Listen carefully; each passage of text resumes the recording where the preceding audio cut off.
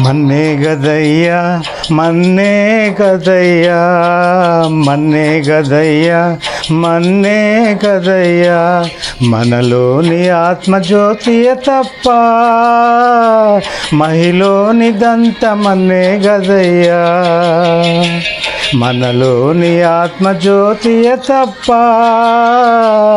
మహిలోనిదంత మన్నే గదయ్యా మన్నే గదయ్యా మన్నే గదయ్యా మన్నే గదయ్యా మన్నే గదయ్యా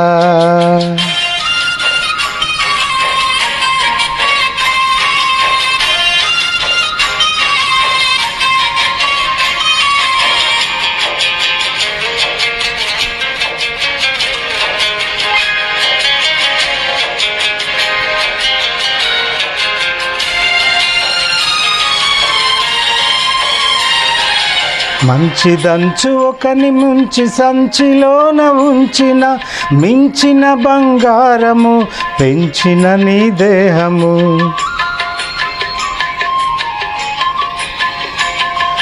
మంచిదంచు ఒకని ముంచి సంచిలోన ఉంచిన మించిన బంగారము పెంచిన నీ దేహము ఎంచుము ఎన్నాళ్ళు ఉండునో మరణించిన మన్నవును గదయ్యా ఎంచుము ఎన్నాళ్ళు ఉండునో మరణించిన మన్నవును గదయ్యా మన్నే గదయ్యా మన్నే గదయ్యా మన్నే గదయ్యా మన్నే గదయ్యా. ప్రభునందు ప్రియ దేవుని బిడ్డలకు ప్రభు పేరు వందనాలు తెలియజేస్తున్నాను. దేవుడిచ్చిన ఈ గొప్ప భాగ్యాన్ని బట్టి వందనాలు చెల్లిస్తున్నాను. ఆరోగ్యం ఇచ్చి, బలం ఇచ్చి, శక్తి ఇచ్చి, ఆయుష్ ఇచ్చి ఈ కార్యక్రమాలకు నడిపిస్తున్నాడు. ఈ షారోను పౌర స్వరము అనే యొక్క పరిచర్య ద్వారా మీ ముందుకు రప్పిస్తూ అందుకు నేను సంతోషిస్తున్నాను. దేవుడు నాకు ఇచ్చిన మాటలు మీకు తెలియపరచాలి, మిమ్మల్ని బలపరచాలి, మిమ్మల్ని సిద్ధపరచాలి. పూర్వకాలం గొప్ప గొప్ప వాళ్ళకు చేసిన పని అదే. ప్రజలను చైతన్యం కలిగించారు, ప్రజలను చైతన్యపరిచారు, దేవుని రాకడానికి సిద్ధపరిచారు. మరి చరిత్ర అంతా చూస్తే అపోస్తలులు, యేసయ్య అని శిష్యులు, ఆయన నమ్ముకున్నవారు వారంతా వాటి కోసం ప్రాణాలు పెట్టారు. ఎందుకంటే పరలోకం పోవాలి. ఏ ఒక్కరు నశించడం దేవునికి ఇష్టం లేదు. అందరూ దేవుని బిడ్డలే. హిందువులే కానీ, మహమ్మదీయులే కానీ, బౌద్ధులే కానీ, జైనులే కానీ, ఎవరైనా 7 ఖండాలలో ఉన్న ఈ ప్రపంచమంతా ప్రపంచ మానవులంతా దేవుని బిడ్డలే. తన బిడ్డలు తన దగ్గర ఉండాలని ఆశ. అందుకోసం తన కుమారుడు లోకానికి పంపించాడు. కుమారుడిగా వచ్చాడు, ప్రాణం పెట్టాడు, పాపము నుంచి విడుదల కలిగించాడు. ఎందుకంటే పాపాత్ముడు పరలోక ప్రవేశం లేదు. పాపాదవశ్యం నరకం ప్రయాతి. పాపం చేసేవాడు నరకానికి పోవాలి. ఏ మతం చెప్పినా, ఏ గ్రంథం చెప్పినా స్వర్గం ఉందని, నరకం ఉందని చెప్తూనే ఉంది. మంచి చేస్తే యథాచారి తథాభవతి, సాధుకారి సాధుర్భవతి, పాపకారి పాపోభవతి, పుణ్య పుణ్యేన కర్మణ భవతి, పాప పాపేన. పాపం చేసేవాడు పాపాత్ముడు, పుణ్యం చేసేవాడు పరిశుద్ధుడు. పుణ్యాత్ముడు పాపాత్ముడు, పాపం చేసేవాడు నరకానికి పోతాడు అని మన గ్రంథాలు, మన శాస్త్రాలు, మన ఉపనిషత్తులు, యోధా ధర్మశాస్త్ర గ్రంథాలు ఇవన్నీ చెప్తున్నాయి. కనుక పాపం ఒక భయంకరమైన వ్యాధి. క్యాన్సర్ కంటే ప్రమాదమైన వ్యాధి, కుష్ఠరోగము కంటే ప్రమాదమైన వ్యాధి. ఈ వ్యాధి చేత మానవులు సతమతమైపోతున్నారు. మనుష్యుడు తన దుర్ఘటమైన దురవస్థ నుంచి తనంతట తాను తప్పించుకొని వీరులేని నిరాధారుడని ఎరిగి ఆ దేవదేవుడు పరమాత్ముడు మానవుడిగా లోకానికి వచ్చి ఆయన తన ప్రాణం పెట్టాడు. వేదాలు ఘోషిస్తున్నాయి, పాపోహం పాపకర్మాహం పాపాత్మ పాప సంభవ త్రాహిమాం కృపయాదేవ శరణాగతి వత్సల అనిధా శరణం నాస్తి. పాపోహం పాపకర్మాహం పాపాత్మ పాప సంభవ త్రాహిమాం అని కేకలు వేస్తున్నారు. తమ గ్రంథాలను ఆధారం చేసుకుని పాపము నుంచి విడిపించేవాడు కావాలి. అసతోమో సద్గమయ, తమసోమా జ్యోతిర్గమయ, మృత్యోర్మ అమృతంగమయ. చెడు నడత నుండి మంచికి నడుపుమయ్యా, చీకటిల నుంచి వెలుగుకు చేర్చుమయ్యా, మృతిని పడకుండా మృత్యు అందించుమయ్యా అని ప్రాధేయపడుతున్నారు. పాపంలో ఉంటూ ఎవడో పరలోకానికి వెళ్ళలేడండి. నేను ఎప్పుడు చెబుతూ ఉంటాను, మా పిల్లలకు చెబుతూ ఉంటారు, అయ్యగారు డైలాగ్ అంటారు, ఎంగిలి పళ్ళెంలో ప్రసాదం పెట్టినా పాడైపోతుంది. ఎంగిలి పళ్ళెంలో ప్రసాదం పెట్టిన పళ్ళెం శుభ్రంగా ఉండాలి. ఈ మధ్యలో మిషన్ ఒకటి వచ్చింది, డిష్ వాషర్ అని. ఎంగిలి పళ్ళెలు సడగలేక ఆడవాళ్ళు పాపం ఆరోగ్యాలు లేక పని ఎక్కువైపోయి పని చేయలేక డిష్ వాషర్ 50,000 రూపాయలు కొనుక్కుంటే అందులో ఎంగిలి పళ్ళెలు పడేస్తే అదే శుభ్రం చేసేస్తుంది, అదే గడిగేస్తుంది. వెండిళ్లతో కడుగుతుందట, సోప్ వాటర్తో కడుగుతుంది. డిష్ వాషర్ మిషన్ అండి. ఇంకా మన పాపాల పరిహారం కావాలి, మన పవిత్రులం కావాలి. ఈ పవిత్రత కోసం కొన్ని వేల కోట్లు ఖర్చు పెడుతున్నారు. బట్టలు మురికైపోతే పవిత్రత కోసం, శరీరం మురికైపోతే పవిత్రత కోసం ఖర్చు పెడుతున్నారు. వేల కోట్లు ఖర్చు పెడుతున్నారు నేటి సమాజంలో శుభ్రం కావడం కోసం, పవిత్రత కోసం, శుభ్రత కోసం. యేసయ్య కూడా ఈ మాటలు చెప్పాడు. చూడండి, మత్తయి సువార్త 23వ అధ్యాయం చూడండి. మత్తయి సువార్త 23వ అధ్యాయంలో యేసయ్య స్వయముగా చెప్పిన మాటలు 20 చదవండి. అయ్యో వేషధారులైన శాస్త్రులారా, పరిసయ్యులారా, మీరు గిన్నెయు పళ్ళెమును వెలుపట శుద్ధి చేయుదురు గాని అవి లోపల దోపుతోనూ అజితేంద్రియత్వముతోనూ నిండి ఉన్నది. ఓ గుడ్డి పరిసయ్యుడా, గిన్నెయు పళ్ళెమును వెలుపల శుద్ధిగునట్లుగా ముందు వాటిని లోపల శుద్ధి చేయాలి. బా, ఈ అధ్యాయం అంతా చూడండి, అంత యేసయ్య ఎంత చెప్పాడు. మత్తయి సువార్త 23వ అధ్యాయం చదివితే మన జీవితం మారిపోవాలంతే. మనం ఏం చేస్తున్నామో చెప్తున్నాడు అక్కడ. నా పేరు పెట్టబడి నా జనులు ఏం చేస్తున్నారో చెబుతున్నాడు 23వ అధ్యాయం అంతా. అప్పుడు శాస్త్రులకు పరిచయం, ఇప్పుడు మనకు చెబుతున్నాడు. అప్పుడు శాస్త్రులకు పరిచయం చెప్పాడు, ఇప్పుడు మనకు చెబుతున్నాడు. నువ్వు బయట తోముతున్నావయ్యా, లోపలతో హృదయం అంతరంగం శుభ్రంగా ఉండాలా. ఇది యేసయ్య. నీ హృదయం కావాలా, నీ హృదయం కావాలి. నా ప్రియ సహోదరి సహోదరులారా, పాపంలో ఉండి ఎవరు పరలోకం వెళ్ళలేరు, దేవుని దగ్గరికి రాలేరు, దేవుని సమాజంలోనికి రాలేరు. చూడండి, కీర్తనలో ఏమన్నాడు? 1వ కీర్తనలో ఏం చెప్తున్నాడు? 5వ వచనం, కాబట్టి న్యాయ విమర్శలో దుష్టులను, నీతిమంతుల సభలో పాపులను నిలవరు. నీతిమంతుల మార్గము యెహోవాకు తెలియను, దుష్టుల మార్గము నాశనమనుకున్నాడు. నీతిమంతుల సభలో పాపులు నిలవరు. నీతిమంతుల సభలో నీతిమంతులు నిలుస్తారు, పాపుల సభలో పాపులే నిలుస్తారండి. 1వ కొరింథీ రాసిన పత్రిక 6వ అధ్యాయంలో 9 నుంచి చదవండి. ఏం రాస్తున్నాడు అక్కడ? 1వ కొరింథీ రాసిన పత్రిక 6వ అధ్యాయం 9వ వచనంలో, అన్యాయస్తులు దేవుని రాజ్యమునకు వారసులు కానేరని మీకు తెలియదా? ఎవరు? అన్యాయస్తులు, అన్యాయం చేసేవాడు. నువ్వు అన్యాయం చేస్తానో న్యాయం నీకు తెలుసు, అన్యాయం చేస్తాను న్యాయం చేస్తున్నావు, అన్యాయం చేస్తాను నీకు తెలీదా? దేవుడు అన్యాయం చేయడు, అన్యాయం చేస్తే ఊరుకోడు. దేవుడికి పక్షపాతం ఉండదు, దేవుడికి అందరూ సమానమే. అన్యాయస్తులు దేవుని రాజ్యానికి వారసులు మీకు తెలియదా? మోసపోకుడి, జారులైనను, విగ్రహారాధకులైనను, వ్యభిచారులైనను, ఆడంగితనము గలవారైనను, పురుష సంయోగులైనను, దొంగలైనను, లోపులైనను, త్రాగుబోతులైనను, దోషకులైనను, దోచుకుని వారైనను. లోకంలో ఏ గ్రంథం చెప్పదు, ఏమైనా చేయి అంటుంది అంతే. ఏ గ్రంథం ఏమైనా చేయి, పర్వాలేదు. బైబిల్ చెప్తుందంటే.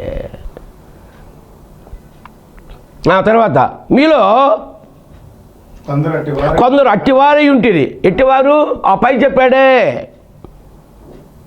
జారులు, విగ్రహారాజకులు, వ్యభిచారులు, ఆడంగితనము గలవారు, పురుష సంయోగులు, దొంగలు, లోభులు, త్రాగుబోతులు, దోషకులు, దోచుకునివారు దేవుని రాజ్యాల వారసులు కారు. మీలో కొందరు అట్టివారై ఉంటుంది కానీ ప్రభు అయిన యేసుక్రీస్తు నామమునను మన దేవుని ఆత్మయందును మీరు కడగబడి పరిశుద్ధపరచబడిన వారై రోమా రాసిన పత్రిక చూడండి. రోమా రాసిన పత్రికలో 3వ అధ్యాయం చూడండి. 3:23. ఏ భేదము లేదు, ఏ భేదమును లేదు, అందరూ పాపం చేసి దేవుడు అనుగ్రహించి మహిమను పొందలేకపోవచ్చు. కాబట్టి నమ్మువారు ఆయన కృపచేతనే క్రీస్తు యేసునందు విమోచనము ద్వారా ఉచితముగా నీతిమంతులుగా తీర్చబడుతున్నారు. 3వ వచనం. లేఖనం ఏం చెప్తున్నారు? అబ్రహాము దేవుని నమ్మెను, నీతిగా ఎంచబడెను. అందులో 3:22 చదవండి. అది యేసుక్రీస్తు నందలి విశ్వాస మూలమైనదై నమ్మువారందరికీ దేవుని నీతి అయి ఉన్నది. కాబట్టి నమ్మువారు ఆయన కృపచేతనే క్రీస్తు యేసు నందలి విమోచనము ద్వారా ఉచితముగా నీతిమంతులుగా తీర్చబడుతున్నారు. ఉచితముగా నీతిమంతుడిగా ఈ పాపం నుంచి పరిహరిస్తాడు నిన్ను. నీ పాపాన్ని కడిగి వేస్తాడు, నిన్ను శుభ్రపరుస్తాడు. గలతీ రాసిన పత్రిక 5వ అధ్యాయం చూడండి, 5:19 చదవండి. గలతీ 5:19. అవేవనగా జారత్వము, అపవిత్రత, కాముకత్వము, విగ్రహారాధన, అభిచారము, ద్వేషములు, కలహములు, మత్సరములు, క్రోధములు, కక్షలు, భేదములు, విమతములు, అసూయలు, మత్తతలు, అల్లరితో కూడిన ఆటపాటలు మొదలైనవి. వీటిని గురించి నేను మునుపు చెప్పిన ప్రకారము ఇట్టి వాటిని చేయువారు దేవుని రాజ్యమును స్వతంత్రించుకొనరని నీతో స్పష్టముగా చెప్పుతున్నానని ఇక్కడ జ్ఞాపకం చేస్తున్నాడు. ఎఫెసీయులకు రాసిన పత్రిక 5వ అధ్యాయం 3:8 చదవండి. మీలో జారత్వమే కానీ, అపవిత్రతయే కానీ, లోభత్వమే కానీ వీటి పేరైనా ఎత్తకూడదు. ఇదే పరిశుద్ధులకు తగినది. కృతజ్ఞతావచనమే మీరు ఉచ్చరింపవరని కానీ భూతులైనను, పోకిరి మాటలైనను, సరసోక్తులైనను ఉచ్చరింపకూడదు. ఇవి మీకు తగవు. ఒక క్రైస్తవుడిగా, క్రీస్తు బిడ్డగా మీకు తగవేవి. తర్వాత అపవిత్రుడైనను, విగ్రహారాధకుడై ఉన్న లోభి, క్రీస్తు యొక్క దేవుని యొక్క రాజ్యమునకు హక్కుదారుడు కాడని సంగతి మీకు నిశ్చయముగా తెలియదు. వ్యర్థమైన మాటల వలన ఎవడును మిమ్మల్ని మోసపరచనీయకుడి. ఇట్టి క్రియల వలన దేవుని ఉగ్రత అవిధేయులైన వారి మీదకి వచ్చును గనుక అట్టివారితో స్నేహం చెయ్యకూడదు. ఎవరితో స్నేహం చేస్తామో చూసుకో. ఆ తర్వాత మీరు పూర్వమందు చీకటి అయి ఉంటుంది, ఇప్పుడైతే ప్రభునందు వెలుగయ్యున్నారు. ఈ మధ్యన పాలకొండ దగ్గర నడుకూరు గ్రామంలో రాంబాబు అనే ఒక వరాలమ్మ కొడుకు, ఆయన ప్రభువుని నమ్ముకున్నాడు. ఒకప్పుడు త్రాగుబోతు, ఇంటికి వస్తే పిల్లలు భయపడిపోయేవాళ్ళు, భార్య భయపడిపోయేది, బంధువులు భయపడిపోయేవాళ్ళు, గ్రామస్తులు భయపడిపోయేవాళ్ళు. తాగితే ఏం చేస్తాడు ఆయనకే తెలియదు. చీకటి అయిపోయాడు. తల్లి భక్తురాలు, తల్లి ప్రార్థనాపరురాలు, ఆ బిడ్డ చీకటి అయిపోయాడు. వీడు బాగుపడతాడా? వరాలమ్మ నీ కొడుకు బాగుపడతాడా? ఈరోజు ఆ బిడ్డ దేవుని భక్తుడిగా, ప్రార్థనాపరుడిగా త్రాగుడు మానేశాడంతే. ఏం రాంబాబు అప్పుడప్పుడు వేస్తున్నావా అన్న. అయ్యగారు మీరు చెప్పారు, ఇంకే నాకెందుకండి. ఆ రాంబాబు మారిపోయాడు. అయ్యగారు నా కొత్త పేరు పెట్టండి అన్నాడు. తిమోతి అని పేరు పెట్టా. వాళ్ళ ఆవిడికి అడిగింది, పైగా మా పేరు పెట్టిన ఆవిడ పరిమళ అని పేరు పెట్టా. ఈరోజు చాలామంది రాంబాబు మారిపోయాడా అని ఆ గ్రామంలో పెద్ద అలజడి వచ్చేస్తుంది అంతే. ఒక తాగుపోతున్నాడు, వాళ్ళ నాన్నగారు వచ్చాడు, రే మా ఊడు కూడా అలాగే మార్చారు రాంబాబు, నువ్వు తీసుకెళ్ళి ఎక్కడ తీసుకెళ్తావు మాకు తెలియదు అయ్యా, వాడు తాగుడు నుంచి విడుదల కావాలి. అదే సాక్ష్యం అంటే అది ఇంకేం అక్కర్లా. ఒకప్పుడు మీరు చీకటిగా ఉన్నారు, ఇప్పుడు వెలుగై జీవితం మారిపోవాలి. నేను చెప్పే క్రైస్తవుడు అంటే యాక్టర్ కాదు, క్యారెక్టర్ అని చెప్పా. సూటు బూట్లు వేసేసి సినిమా యాక్టర్ లాగా వస్తూ ఉంటావు. క్యారెక్టర్, యాక్టర్ కాదు క్రైస్తవుడు, క్యారెక్టర్ కావాలి. Money is lost, something is lost. Health is lost, something is lost. If character is lost, everything is lost. Yesayya అంటే క్యారెక్టర్, పరిశుద్ధుడు, నిర్దోషి, నీతిమంతుడు, పాపులలో చేరక ప్రత్యేకముగా ఉన్నవాడు, పాపము లేనివాడు, పాపము క్షమించేవాడు యేసు ప్రభువే ప్రపంచంలో. either you accept it or not. చూడండి ఒక ఆవిడ వచ్చింది, యేసయ్య మీద ఆ యొక్క అత్తరు పూసేసింది, ప్రేమించింది, కన్నీరు కాచింది, పశ్చాత్తాపడుతుంది. అప్పుడు యేసయ్య అన్న మాట, ప్రభు అన్నాడు, ఆవిడ విస్తారముగా నన్ను ప్రేమించదు కనుక ఆవిడ విస్తార పాపాలు క్షమించానని. ఆవిడ నన్ను విస్తారముగా ప్రేమించదు కనుక ఆవిడ విస్తార పాపములు క్షమించారని ఇక్కడ ప్రభు జ్ఞాపకం చేస్తున్నట్లుగా చూస్తున్నాం. కనుక నా ప్రియ సహోదరులారా, మార్కు సువార్త 2:10 చదవండి. మార్కు సువార్త 2వ అధ్యాయంలో 10వ వచనం. అయితే పాపములు క్షమించుటకు భూమి మీద మనుష్య కుమారునికి అధికారం కలదని, పాపములు క్షమించుటకు భూమి మీద మనుష్య కుమారునికి అధికారం కలదని మీరు తెలుసుకోవాలి. ఎందుకు ఆయనకి ఒక్కడికి ఎంత అధికారము? ఎందుకంటే యోహాను పత్రిక చూడండి. యోహాను పత్రిక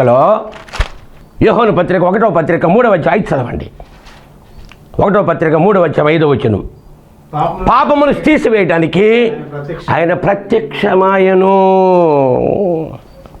పాపమును తీసివేసేవాడు యేసయ్య అని ఇక్కడ జ్ఞాపకం చేస్తున్నాడు. అందులో 1వ పేతురు రాసిన పత్రికలో 2:22 చదవండి.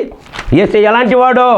పాపమును క్షమించే అధికారము కలిగిన వాడు, పాపిని ప్రేమించేవాడు, పాపని పరిహరించేవాడు. 1వ పేతురు రాసిన పత్రిక 2వ అధ్యాయంలో 22వ వచనం. ఆయన పాపము చేయలేదు, ఆయన నోట ఏ కపటమును లేదు,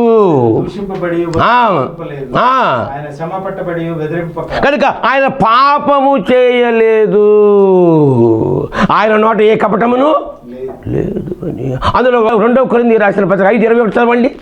2వ కొరింథీయులకు రాసిన పత్రిక 5వ అధ్యాయంలో 21వ వచనం.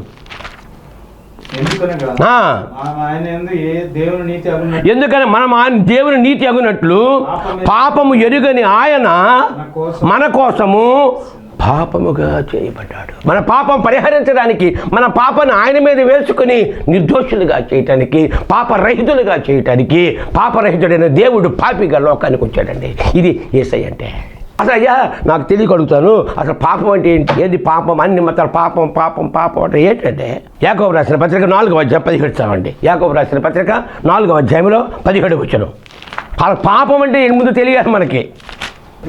కాబట్టి మేలైనది చేయనెరిగియు అలాగు చేయని వానికి పాపము కలుగును. ఏమన్నాడయ్యా? మళ్ళీ చదవండి. కాబట్టి మేలైనది చేయనెరిగియు అలాగు చేయని వానికి పాపం కలుగును. 1వ సమూయేలు గ్రంథంలో 12వ అధ్యాయంలో 23 చదవండి. నా మట్టుకు నేను మీ నిమిత్తము ప్రార్థన చేయుట మానుట వలన యెహోవాకు విరోధముగా పాపము చేసిన వాడనగుదును. నా మట్టుకు నేను మీ నిమిత్తము ప్రార్థన చేయుట మానుట వలన యెహోవాకు విరోధముగా పాపము చేసిన వాడనగుదును. ఆజ్ఞ అతిక్రమమే పాపము.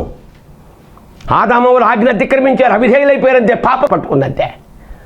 వాడు చేసిన అవిధేయత ఆజ్ఞ అతిక్రమము ఈ ప్రపంచానికి శాపంగా మారిపోయి పాపాత్ములుగా చేసి నరకప్రాయులుగా చేసేసింది. సకల దుర్నీతి పాపము. మేలైనది చేయనెరిగియు చేయకపోతే పాపము. విశ్వాస మూలము కానిదేదో పాపము. ప్రార్థన చేయకపోతే పాపము. దురాశ చేస్తే పాపము. లూకాసు 10వ అధ్యాయంలో చూడండి 30 నుంచి.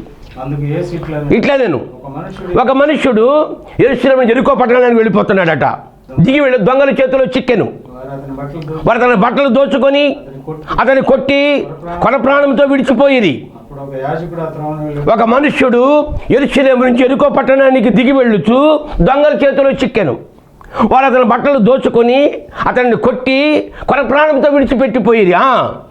అప్పుడు ఒక యాజకుడు ఆ త్రోవను వెళ్ళుట తటస్థించాడు. యాజకుడు వెళ్తున్నాడు, అలాగే కొట్టి పడేశారండి. అక్కడ యాజకుడు వెళుతున్నాడు. 31 వచనం. అయితే ఒక యాజకుడు ఆ త్రోవను వెళ్ళుట తటస్థించాను. అతనిని చూచి పక్కగా వెళ్ళిపోయాడట. చూసారా, యాజకుడు ఏంది? యాజకుడు అంటే దేవుని సేవకుడు. దెబ్బతిన్నాడు, త్రోవలో పడ్డాడు, ఎవడో కొట్టి పడేశారు. యాజకుడికి బాధ్యత లేదా? అవి కానుకలు తీసుకున్నావే, దశంభాగాలు తీసుకున్నావే, పడిపోతే పక్కకు పోతావా? ఏమి నీ ప్రేమ? అప్పుడు ఒక యాజకుడు త్రోవను వెళ్ళుతో తటస్థించాను. అతన్ని చూసి 31 వచ్చాను, అది ప్రక్కగా పోయాను. తర్వాత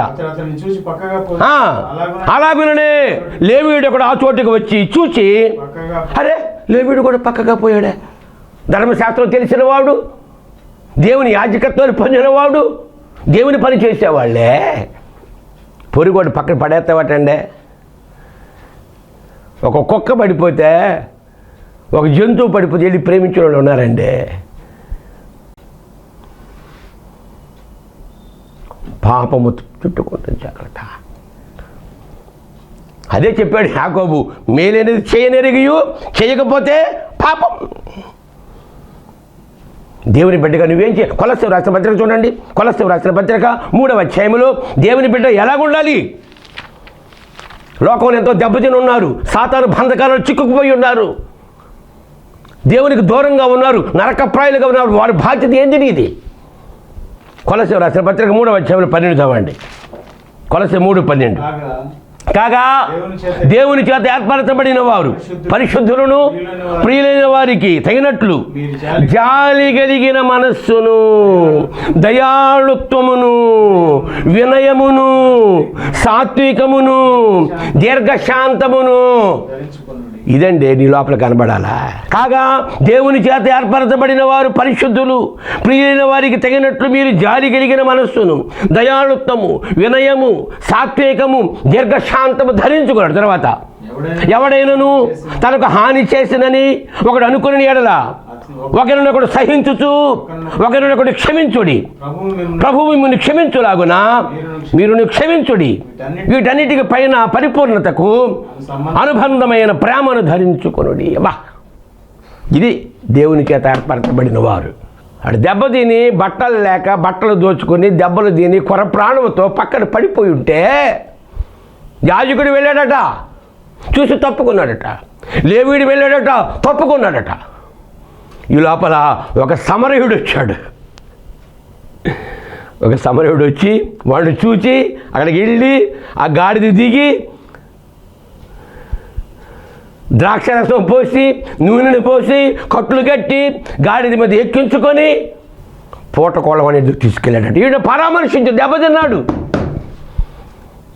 ఈ దెబ్బతిన్న ప్రయాణికుడు, లోకంలో దెబ్బతిన్న ప్రయాణికులు చాలామంది ప్రయాణం చేస్తున్నారు, దేవునికి దూరం అయిపోతున్నారు, చీకటిలో ఉన్నారు. వారికి వెలుగు కలిగించే వెలుగులోనికి తీసుకురావడానికి నీ ప్రయత్నం ఏం చేస్తున్నావు? నా ప్రియ సహోదరి సహోదరులారా, నా ప్రియ సహోదరి, పూటకోళవాడు అంటే నీవేసి యాజకుడు, సేవకుడు, లేవీయుడు, పూటకోళవాడు, విశ్వాసి, ఒక దెబ్బతిన్న ప్రయాణికుల విషయంలో, దేవుని ఎరగిన పాపి విషయంలో నీ ఆలోచన ఏ విధంగా ఉంది? నీ పొరుగువాడి పట్ల ఈ బాధ్యత ఏంది నీకు అనే సభ్యులు ప్రభు నిన్ను అడుగుతున్నాడు. కనుక మేలు చేయనిరిగయు అలాగూ చేయని వానికి పాపము తగులుకుంటుంది. విశ్వాసము లేకపోతే తోమా యేసయ్య వచ్చాడు, చనిపోయాడు, తిరిగి లేచాడు, శిష్యుల దగ్గరికి వచ్చాడు, అందరూ చూచారు, తోమా లేడు అక్కడ. చూడండి అక్కడ తోమా ఎక్కడండి? యోహాను 20వ అధ్యాయంలో, యోహాను సువార్త 20వ అధ్యాయంలో తోమా గారు ఏమంటున్నాడు? దేవుని శిష్యుడు, మన దేశానికి సువార్త ప్రకటించిన తోమా. ఆయన మన దేశానికి రాకపోతే సువార్త ప్రకటించబడేదే కాదు. దేవుడు తను పంపించాడు ఇక్కడికి. 20వ అధ్యాయంలో ఆయన శిష్యులు మరలా లోపల ఉన్నప్పుడు తోమా వారితో కూడా ఉండెను. తలుపులు మూయబడి ఉండగా యేసు వచ్చి మధ్యను నిలిచి మీకు సమాధానము కలుగునుగాక. తర్వాత తోమాను చూచి నీ వేలు ఇటు చాచి నా చేతులు చూడుము, నీ చెయ్యి చాచి నా ప్రక్కలో ఉంచి అవిశ్వాసివి కాక తోమా అవిశ్వాసివి కాక విశ్వాసివై ఉండు. తర్వాత అందుకు తోమా ఆయనతో నా ప్రభువా నా దేవా అనెను. యేసు నీవు నన్ను చూచి నమ్మితివి, చూడక నమ్మిన వారు ధన్యులని చెప్పారు. నేను నమ్మనయ్యా అన్నాడు. అంతే. ఆ గాయాలు ఏలు పెడితే కానీ నేను నమ్మనురా బాబు అన్నాడు. 3 సంవత్సరాలు యేసయ్యతో ఉండి నువ్వు చేసిన పనిదా? విశ్వాస మూలము కానిది అల్ప విశ్వాసి, అవిశ్వాసం కాకుండా విశ్వాసంగా ఉండవయ్యా తోమా. నా ప్రియ సహోదరి సహోదరుడు, పాపము నుంచి విడుదల చేయటానికి, నిన్ను నీతిమంతుడిగా చేయటానికి, నిర్దోషిగా చేయటానికి, నిరపరాధినిగా చేయటానికి, పాపాలు తీసివేయడానికి వచ్చిన దేవుడు యేసంటే దేవుడే చేయగలడు. పాపం తీసివేసాడు, ఇంకెవరు లేరు. ఇక్కడ నా ప్రియ సహోదరి సహోదరులారా, ఈ సందర్భంగా నీ పాపాలు పరిహారమై నీ పాపాలు నీ శాపాలు పాడవేసుకొని ఆయన రక్తంలో కడగబడి నువ్వు పరలోకం పోవడానికి ఆ 1వ యోహాను పత్రికలో 1వ అధ్యాయంలో ఇప్పుడు చెప్తుండే ఈ అధ్యాయం మనకు వచ్చి 1వ యోహాను 1వ అధ్యాయం మనకు వచ్చి ఉండాలని చెప్పాడు ఇక్కడ 1:5 మేము ఆయన వల్ల విని మీకు సంగతులు ఏమనగా మేము ఆయన వల్ల విని మీకు ప్రకటించే వర్తమానం ఏమనగా దేవుడు వెలుగై ఉన్నాడు, ఆయన ఎందుకు చీకటి ఎంత మాత్రమునూ లేదు, ఆయనతో కూడా సహవాసం గలవారమని చెప్పుకొని మనం చీకటిలో నడిస్తే మనం అబద్ధం ఆడుతూ సత్యమును జరిగించుకుందాం. అయితే ఆయన వెలుగులో ఉన్న ప్రకారము మనం వెలుగులో నడిచిన ఎడల మనం అన్యోన్య సహవాసం గలవారమై ఉందము. అప్పుడు ఆయన కుమారుని యేసు రక్తము ప్రతి పాపము నుంచి మనలను పవిత్రులుగా చేయునని ఇక్కడ జ్ఞాపకం చేస్తున్నాడు. కనుక నా ప్రియ సహోదరి సహోదరులారా, పాపము నుంచి తీసివేయడానికి యేసయ్య లోకానికి వచ్చాడు. ఆయన నమ్ముకో, నీ పాపం పరిహారం చేస్తాడు.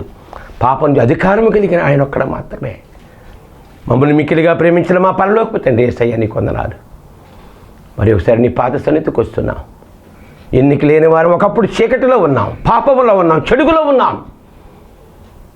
నీ ఉచితమైన కృపచేత మా కొరకు లోకానికి వచ్చి నీ ప్రాణం మా కొరకు పెట్టి నీ రక్తాన్ని మా కొరకు చిందించి పాపం నుంచి విడుదల చేశాడు గొప్ప దేవుడు నాయన, నీకే స్తోత్రాలు. ఇంకెంతమంది నీకు దూరంగా ఉన్నారు, వారిని ఆకర్షించండి, పిలవండి, ఆహ్వానించండి.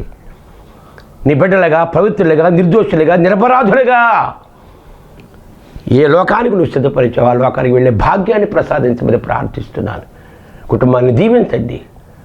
యేసయ్య శక్తి కలిగిన నామమును వేడుకొనుచున్నాను తండ్రి, ఆమేన్. మన ప్రభువును రక్షకుడు యేసుక్రీస్తు కృపయు తండ్రి అయిన దేవుని ప్రేమ పరిశుద్ధాత్మ సహాయ సహకారములు మీకు తోడుగా ఉండి అధికముగా వర్ధన చేయునుగాక. ఆమేన్.